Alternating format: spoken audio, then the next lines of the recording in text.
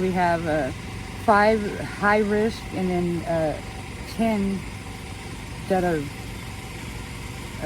not high risk, but they have health conditions that could put them in the hospital with this weather. Everybody in this camp has a documented disability, but one person. It's pretty treacherous out here in this heat.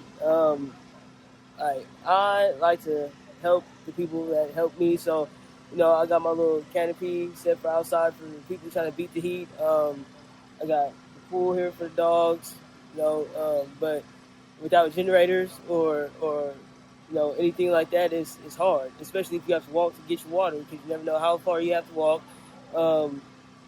if you're going to make it, if you're not going to make it, if the water's going to be actually drinkable, or can you just bathe in it? It's treacherous. That's all I can say about it. We just checked, it's like 108, 110 inside. And that's how hot it's supposed to be, later on today? So I'm going to hate to see how it is, when that degree actually hits. This out here in general is hot as hell. And it's not going to get any cooler in the next week or so.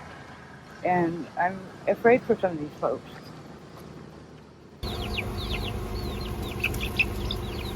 Yeah, I'm totally worried about my chickens.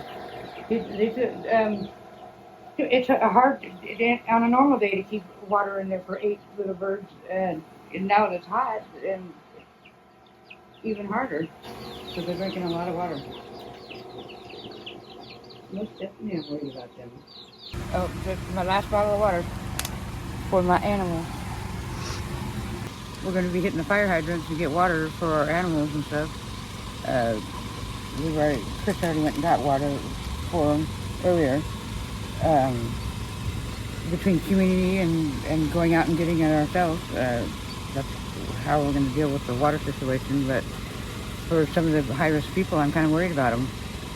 It's way too hot for them in these trailers, and water is definitely a requirement we need. It's just a shame. The folks outside don't have a contract with them, but we have a contract with them, and you would think that they would try to fulfill some of our needs in this hot weather. They is the city. We are the camp and the homeless residents of Sacramento. It's extremely hot. These trailers that they have given us, greatly appreciative of them, but at the same time, they're death boxes. They're 100 degrees or more inside. We need to be able to cool them off. These folks need to either go to respite hotels, or we need some electricity and some water here. Every homeless person out here that's being moved or just being out in the heat alone, there's not a lot of shading, This camp is mostly sun. In my opinion, I think that people are going to die this summer from the heat.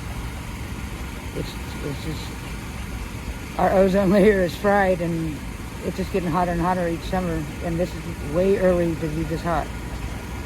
And I don't want anybody to die on my watch.